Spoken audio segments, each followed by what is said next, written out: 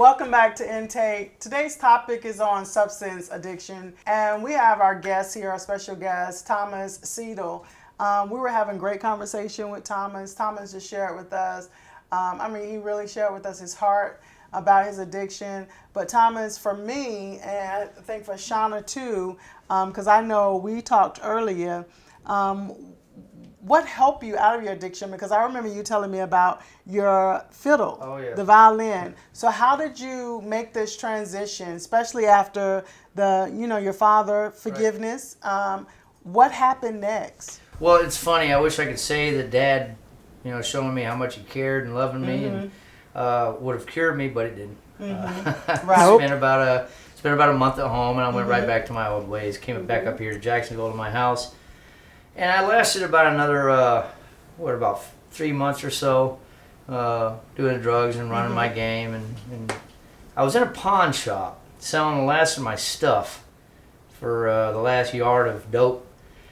And and I remember thinking how stupid this was and what I was going to do next once that was gone. I wouldn't have been able to make rent and on and on. Mm-hmm. I was walking out of the pawn shop with a fresh $100 bill in my hand, and I was eyeballing the fiddles hanging up by the door on my way out. I always wanted to learn how to play a fiddle ever since I was a little kid. I got pigeonholed into the trombone in high school. And I turned around to the desk clerk and I said, "How much for that fiddle right there?" And it was $140, he said. I guess there was just a look about me, 85 pounds, soaking wet, and sores all over my face. And $100, he said. So I took it home, and over the next month, I sequestered myself in my house with only water and that fiddle, and I learned how to play a few notes. That was it. And that's when I went home. So it seems like you had your own self-detox. Right. And how was that experience? It was brutal. I call it the devil's fiddle. It's I spent a month in my room talking to the devil, basically. And he would tell me how terrible I was at everything. And I'd say, not as bad as I am at this fiddle.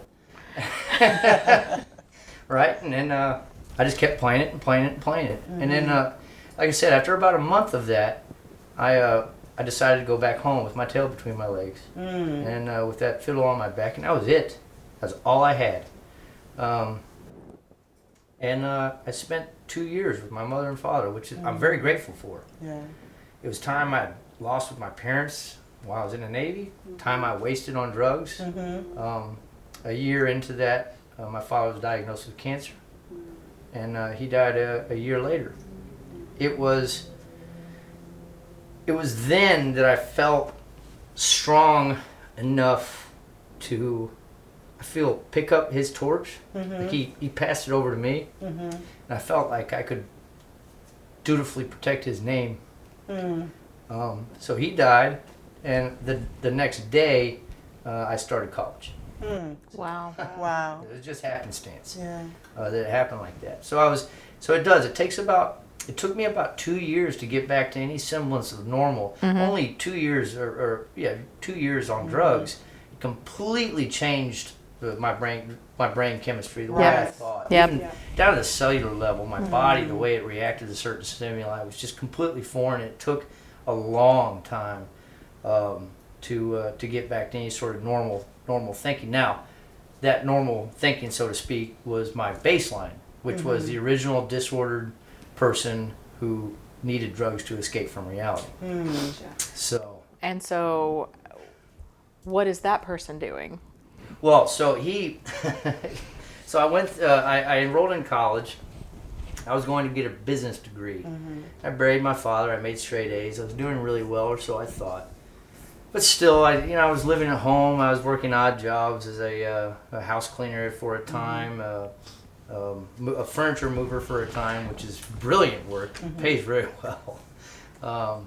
And it helped get my muscles back, from the atrophy and all that. And it wasn't until one summer session that they weren't teaching business ethics. You know how colleges are. They don't teach certain things. So I took 2 other classes out of the communications department. That was acting 1 and theater. The professor for those classes, Dr. Ron Rickey, he saw me walk through the door. He knew exactly who I was and what my problems were. He had the same rate in the Navy that I was during the Gulf War. And he convinced me to get into acting. Nice. He sat me down one day and he told me, he said, this will help you. This will save you. This will force you to be aware of who you are, because you don't even know who you are. Wow. This is correct. A lot of the individuals that we work with, when it happens to come to substance abuse, they don't know who they are, especially if you consider when someone may have started using, they haven't had the opportunity to develop their own personal identity anyway. So, I mean, that makes absolute sense. to me. And a lot of times, as you spoke of, and what we talked about even before you came on, values, your core values and ethics and morals go out the window Totally. to feed your habit. Right. And so it's reconnecting with that core self. If you had any in the If you first had- place. If you had it in the first place, Right. then you have to go. You have to, or you have to develop it. You have to figure it Right. out. Absolutely. That you know what that all you just it just reminded me too. And I know this is a different show, but we're talking about the creative Yeah, I aspect thought about that of, as well. and how that's very therapeutic. And so even though it wasn't your intention to go seek therapy while you were in college, that ended up being because this man connected with you, knew exactly where you were coming from and what could help. And I think Therapeutic that's, medium. again, that's my spirituality. I believe That's the right. universe Coincidence. hands us Right. what we need Right. at the time we need it. We just need to be aware enough to grab hold. Absolutely right. Yes. And I- you know what? Oh, I'm sorry to No, cut you you're off. good. You're good. That awareness, what you're talking about, I find that if you are in active addiction, especially when it comes to some of the things that you had talked about, with your brother passing away, I've run across many individuals who are suffering from addiction and they have loved ones who have passed away. And it's that awareness piece that we talk about, that once you start working towards your sobriety and you're really aware, that's my spirituality, that you can actually see those, what I call those signs where they tell you, they check in with you. But if you're in active addiction, you're not aware of that stuff. In fact, that's what addiction is. It's slow motion suicide. And that's what I was trying to do. I was trying to kill myself. And the beautiful thing about drugs is it cuts you off from the source of what I see, as it is. If we're all just meat hotels for this thing called God to experience life through us, then drugs cut us off from that. We cannot be part of the Father if we're so viscerally and carnally here on earth, and that's what drugs helps do. It cuts us off. So what I discovered with acting and theater is I could be aware of my emotions. In fact, I had to be aware of what was going on inside of my own mind for the very first time. Nice. Not long after that, I dropped out of college and I started my career in the film industry. Nice. What I wanted to say is, as I listen to you, because Jules pointed out earlier, you become very emotional. Oh yes. And so it tells me that you're still dealing with some things. I want to know, have you sought out therapy? Oh, of course. Okay. I've been seeing so fast forward until now. It took me about another 5 years of just duffing on my own to realize I did need help. By happenstance, I was forced by the VA to go get an independent counsel from a psychologist here in Jacksonville, and I just looked one up through the yellow pages, and I found a doctor here, and I did an evaluation with her. Now, 2 years after that was when I really realized that and I gave her a call, and I was slobbering, sobbing on the phone, told her I didn't want to be like this anymore. Right. And she brought me in, and I've been seeing her for 3 years now. Beautiful. And she saved my life. Yeah. It's important to have professional help, someone you trust that wants to help you. Exactly. Here's what I want to say when it comes to that, because you have to give yourself credit. Credit is due. Yes. You saved Yeah. your own life. Definitely. Yes. By reaching out, because you didn't have to. Definitely. You could have decided not to do that. So you also have to give yourself that affirmation that you wanted to do it. And in the stories that you're telling us, you're fighting. That's what Yes. that is. That Yeah. You are Yep. fighting for Yes. your life. Thank you. And even though it may not seem like it to you, we're an outside individual looking in. And sometimes that's what it is when you go to therapy. Not necessarily Right. we have all the answers, because you do. Yeah. We just You are pull the it out expert our of your eyes, life. Exactly. and Absolutely. we feng shui it for you, and you get to see it. Yeah.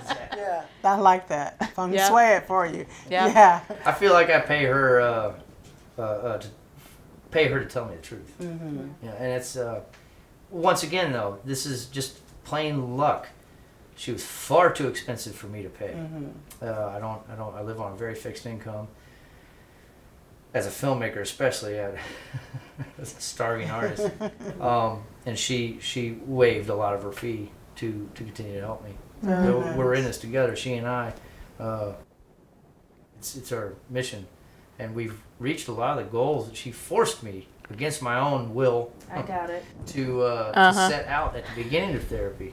Yeah. Here a few months ago, she said, "Do you realize that you've done this and this is what you wanted to do when you Right. first showed up?" Right. So That's the whole Yep. point. Yeah, for me, and I'm gonna try not to get too emotional. I want to thank you first of all for your service. Let me Thank just you. say that. Thank you for that.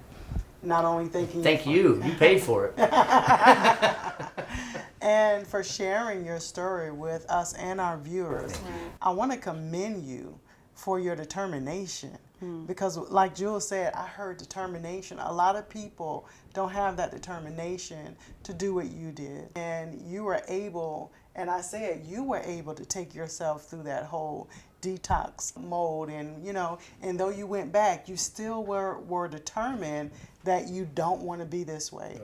Yeah, and that's an awakening moment. So I applaud you, sir. Thank you. I applaud you. You should give yourself credit indeed for that. Thank you so much. Yeah, thank you, sir. Thank you. Yeah. So, ladies, you have any more questions for Thomas? I don't have any more questions, but I did want to make a statement. Yeah. I don't mean to cut you off, but you had said something in regards to your spirituality, and being in active addiction cuts you off from source. And not necessarily am I trying to change your perspective on that, but I look at it just a tinge differently, where source is you. So you cut yourself off from you, because a lot of your Absolutely. answers are in there. Yeah. And physiologically speaking, too, what's really happening is you're turning off your frontal cortex, right? You're completely Exactly. you're turning off your judgment centers of your Right. brain, because that's what the problem is. You're being judgmental on yourself. You're saying you're no good, so off yourself, right? Well, okay, I can do both. I can off myself and shut down these voices that tell me I'm no good, that I shouldn't have survived, that my brother. It would have been better if I would have died because my brother had children, or Doherty shouldn't have died because I was going to volunteer to go to Iraq and I chickened out, and on and on and on, all these little things, right? So that's what you're turning off. You're turning off the judgment centers, and you're activating the lizard brain, because especially in these moments of psychological chaos and just entropy, total just chaos, catastrophe, is turn on a lizard brain. It's much more effective at surviving than I am. Well, you're activating id, which I'm not even going to get into. Oh, yes. Unless you know I like it. to No, call you're it right. caveman brain. Yeah, Yes. Yeah, cavemen, they don't really feel pain like we do. They're really good at killing and taking, and they don't have much empathy, which is great. If you know. He says with much sarcasm. Yeah. Yeah. Right. Yes. There are several things that I want to address with you, Thomas. One is the idea that your therapist would she would waive some of her fees to help you out. Yes. The second is Bella. We want to come back and talk about Bella. Oh, I I don't can't want wait you to to tell go you about anywhere. Bella. Yeah, because I want to talk about Bella, because Bella also helps you all and you all will find out who Bella is in a few minutes. Yeah, but that was another one that I wanted to address with you, and I think I just had a brain moment, but I'm sure I'm going to remember it when we come right back. Stay right there.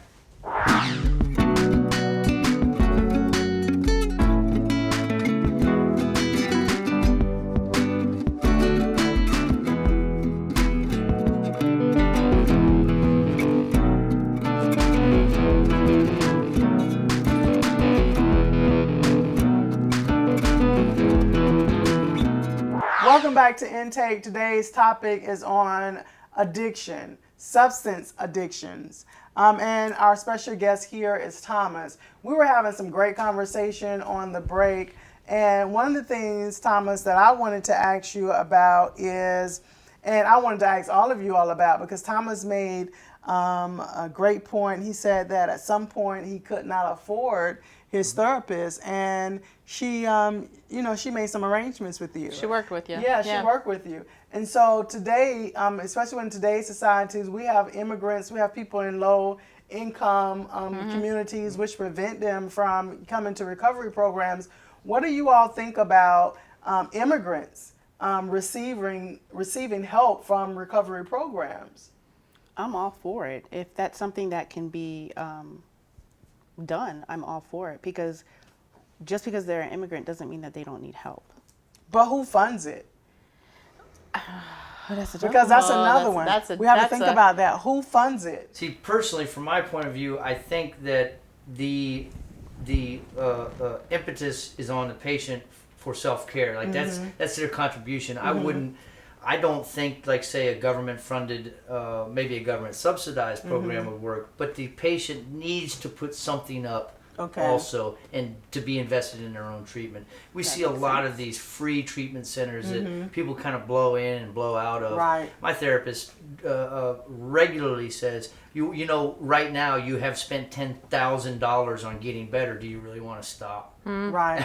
It's called accountability. I get you. Absolutely. Accountability. Yes. And so again, when we look at low-income communities, because a lot of people can't afford it, Medicaid is an issue. A lot of practices don't take medication. I mean, Medicaid, a lot of, I don't know, some recovery programs, I'm not sure. There's a lot of for-profit out there. There's a lot of for-profit, and not that they're not good.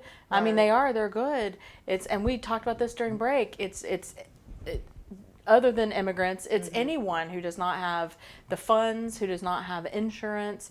It's a struggle to find treatment. Yeah, I was about to say, let me not open up a can of worms. The fact that people can use insurance to go to treatment now is pretty new, because they didn't deem chemical dependency as an issue for you to be using your insurance for. Right. So, I mean, we still have to make headway when it comes to that. Okay. And I might have been disordered at the time, but, you know, the VA offers me great benefits on base for a psychologist and a psychiatrist.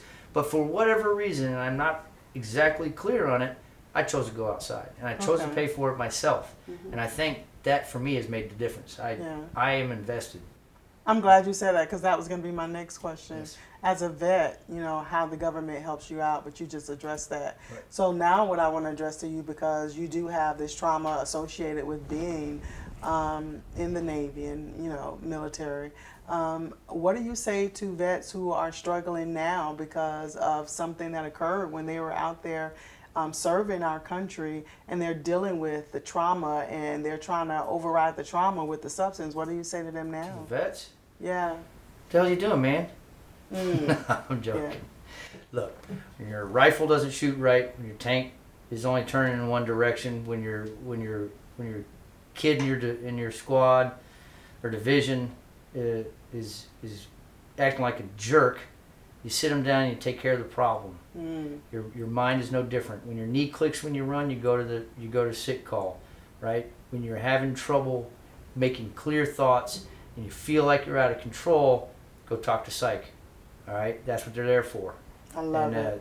They do a good job. They really do. If you're willing to admit you got a problem, if you're willing to admit that you want to get better, that's key. Because if you're not willing to admit that, you can't do anything. Okay, I love it. I love it.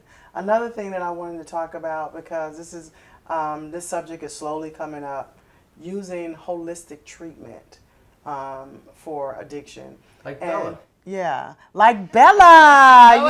Let's talk about Bella. Yeah, Let's talk about Bella. So after my father had died, I quit college. My mother moved to Chicago to be close to her family, and I came back to Jacksonville. You know, the prodigal son returns, and it was tough. I was scared. I had someone live in my house. I ended up kicking him out. He ran up a $900 electric bill under my name, and so I had to go 9 months without electricity. Lucky for me, it only lasted about 4 months. I was able to save enough money to pay it off and get electricity. During this time, this old, beat-up, mangy mutt, well, actually she was young, weighed about 20 pounds. She was about 20 pounds underweight, without a stitch of hair on her, showed up on my porch one morning while I was sitting there drinking coffee. And I had dog food in the house for some reason. I can't even remember why. So I threw a handful of food on the floor for her, and I went about my day, which was farming my land. It was the only thing I had to do that didn't take money. and she hung around with me, and it once again like we're forced to carry burdens to learn that we're worth something. I feel like in this life, and I was perfectly content with a $5 footlong from Subway, which was in walking distance, and farming my land for 9 months until I had enough money to pay off my electricity bill, until this dog showed up. Well, now I needed to get water more than once every 3 days. Now I had to take care of the dog, and she had to go to the vet. So I scraped up the money, and I took her across the street to the vet, and I spent $275 on making sure that worming her and making sure she didn't have heartworm and all the rest, and it just really motivated me to. Now she was left abandoned, tied up in a boat. And she finally chewed through her lead, and that's how she found her way to my house. Wow. She was a red zone dog. She was vicious. She was mean, and she was a killer. Traumatized. Yeah, and you were telling me earlier about how Bella helps you. That's right. Yeah, tell us about that. So she was, it's the first time I really realized, she helped me realize that I had a problem. Because when I would get rageful, when the trauma would surface, or I'd get emotional or depressed, she would, say when I was depressed or sad and I couldn't move, she wouldn't leave me alone. She would constantly be in my face or on my neck or nudging me or making me, and it'd make me get up because I couldn't stand it. It would make me just angry enough to just get up. Right? But if I got too angry, she'd pee. Where she was scared. She's an actor. She overacts. So when I hit my computer keyboard too hard, if I'm getting frustrated with something online, she'll get up off the couch and hang her head with her tail between her legs and walk right in front of me, looking at me like, ooh, like I've done something to her. Yeah, but But it sounds like dogs are very perceptive. They're picking up on emotional dysregulation. That's what I was going and to she's say. picking up on the fact that maybe you need to check yourself Right. so that you can calm it down before it gets out of hand. Right. But, Absolutely right, and she does that. So for just like the fiddle, everywhere I went, Bella went. It sounds like kindred souls. Number one, finding each other. Right. Bella gave you purpose. Absolutely. And then she has experienced trauma herself, so she reacts to it and she understands. And again, this is my own perception, but she feels your energy. Absolutely. So she reacts to that. She forces me into a state that I've not been, I'm not used to being in, and that's a calm, dominant person. Just She calm forces you to be uncomfortable, and dominant. which is awesome. Right. Yeah. Before we go any further, we want to talk about cross addictions. Yep. Yeah, that's one of the things that we were addressing on the break, the cross addiction. yeah. So before we get there, can we go back and finish our holistic real quick? Oh yeah, thank you. So it's okay. No, thank you. That was okay great. because you and I talked about that because I didn't know what you meant by holistic. Right. Yeah. So, according to American Addiction Center, although it has not been researched, they're finding holistic treatment effective in some facilities. And when I say holistic, I mean like yoga, meditation, acupuncture. They're finding those to be effective with recovery. But not everybody wants to do holistic. I mean, I talked to you about it. I told y'all I'm not in substance abuse yet, but I'm getting there because I disagree with the methods that we use to treat addiction with medication. And I understand sometimes you have to do it. Yeah. But because we are in this society that over medicates, we treat addictions with another medication. So how is that solving the problem? Well, and if I may, I know you want to, so some of it, sometimes you have to. The detox protocols that are used in treatment centers are necessary, especially when it's alcohol detox and benzodiazepines, benzos So like for Xanax, things like that. But so that you don't have seizures, you can die from detoxing. So it's to help gradually wean you off of the substance that you're on. So in that respect, it is very, very necessary. we're going to open up a big old can of worms when it comes to MAT, which is the medically assisted treatment, Right. which is the long term, which is what you're talking about, Right. taking a lot of medications and Methadone or Suboxone. Suboxone, Yeah. like maintenance type meds, which I too am not in. I'm not in Not a fan agreement. of. I'm not a fan. I know that there are some cases that are being made that it's like maybe, but I'm not really a fan. I haven't seen Yep. anything that would change my mind. Personal at this moment. preference. Personal preference. It's personal preference. So because to me, it's better to do Suboxone maintenance than it is to be buying heroin off the street. Okay, so harm reduction. Let's talk about that some other time. Maybe we don't have time. Okay. But I think psychological counseling would do far more Right. for the addicted than Agreed. getting to the root of why Right, you're Absolutely. exactly. yes. Absolutely, You have to absolutely. include that. Absolutely. That's definitely needed. But I think, I'm sorry to cut you off. When you talk about holistic, I mean, from somebody who is on the outside looking in and who doesn't understand that, it may look appealing and it may look great, but all I hear is just coping skills. Yeah. That's all I Yeah. hear is Yes. just coping skills. Yeah.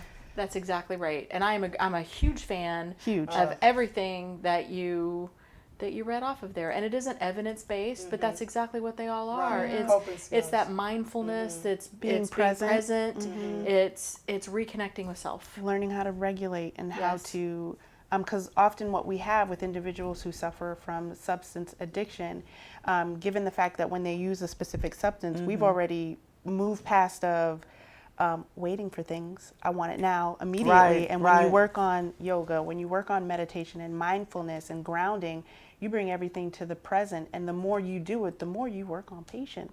And Love it is it. what And it those is. synapses are built in Oh, your Love brain. it. Love Yes. it. This is Rebuilding. why I want to be there. I'm like, I read the books, I study, but I just haven't had, experience get with there. working with clients with addiction. But I'm hoping to get there real soon. Now, can we talk about the Yes, cross ma'am. addiction? I just didn't want Okay. So, cross addictions, lady, your subject. Let's talk about cross addictions. How do you want to Go. broach that? How do you want to broach it? Well, we kind of hit on it earlier with process addictions. So a cross addiction just means that you had this one as your primary, which Right. you shared was cocaine. Right. Well, it's Yeah. funny because I didn't touch a drop of alcohol while I was on the throes of cocaine addiction. Right. However, now, and especially in this industry, everything's a drinking contest. Right. So now I find myself. I think I've developed a bit of alcoholism.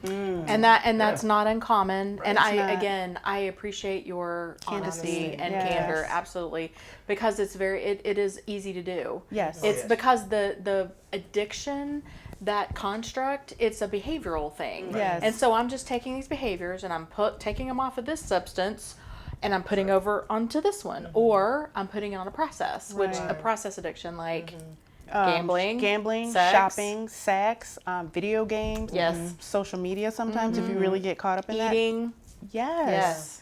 Yes. Right. And as I mentioned earlier, with the cells now, throughout the detox and 2 years of mostly sobriety, because I didn't really drink at my parents' house, and when I moved back to Jacksonville, these little cells that are just now starting to bud receptor sites for things like, I don't know, vitamin A and vitamin D and vitamin C, right? They're still mostly dopamine receptor sites. So when I find something that gives me a dopamine dump, like a nice cold beer, Gotta do it in that it's fast. developing addictive qualities. They develop very quickly. Yeah. I feel. Yeah. So that's something to watch out for. Okay. But that's when we engage in harm reduction, right? So I drink a very low alcohol content beer. I tend to only drink about 3/4 of my beer, and I interrupt drinks with glasses of water. So I know you're working with your therapist, and I know you're honest with your therapist. Yep. I would just say continue to do that, Sure. because my take on this and my directives or concern is, now it's that it will blow already- into something. It's already ballooned into something. Yeah. I was in the throes of just full on alcoholism Yeah. probably 6 months ago. okay, and so it's even going earlier, 3 months ago. So I'm working on it, and okay. like you said, with the help of my therapist. Yeah. I didn't realize I really had a problem until she mentioned, like, hey, you realize you've been drunk every day for those last 2 weeks that I haven't seen you. Yeah. Like, Yeah. oh. Yeah. Okay, ladies, let's tell the people where they can go out there if they're suffering with an addiction. Tell them, give them some really quick tips because we need to get out of here. The best thing that you can do is call the National Drug Hotline. If you are a person who feels like you might be suffering from a substance abuse, or you know somebody who might be suffering from a substance abuse, you can call the National Drug Hotline, and the number is below on the screen. Okay, ladies, that's all we have the time for. We want to thank Tom Siedle Thank you. for being here. We have enjoyed your presence here. Thank you for your honesty and for sharing with our viewers. I'm sure you're going to help a lot of people out there, and for My that, pleasure. we're grateful. So we need to get out of here. But Shauna? Yes, please remember, we want to continue the discussion. So visit our Facebook page, Intake Talk Show. Thanks so much. Join us next week as we continue to shine the light on mental health. But until then, continue to talk about mental health and how to make yours a priority. You all have a great one. A lot of stigmas, yes.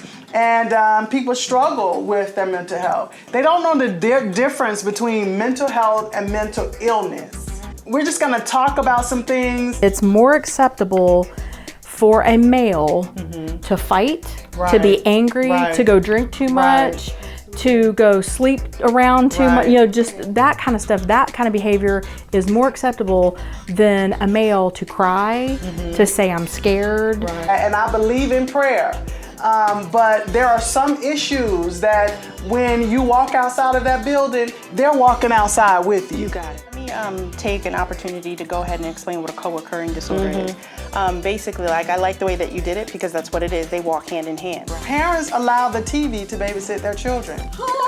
Gaslighting is basically, there are individuals who are very aware that racism does and has always existed. Remember to continue talking about mental health and how to make yours a priority.